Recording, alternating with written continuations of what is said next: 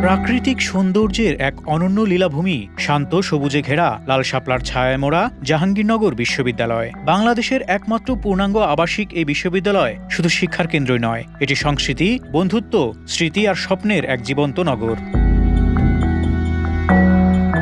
এই ক্যাম্পাসে উৎসব যেন কখনোই থেমে থাকে না। কখনো নাটক, কখনো গান, কখনো প্রতিবাদ, আবার কখনো বিদায়ের আবেগে ভেজা শিক্ষা সমাপনী আয়োজন।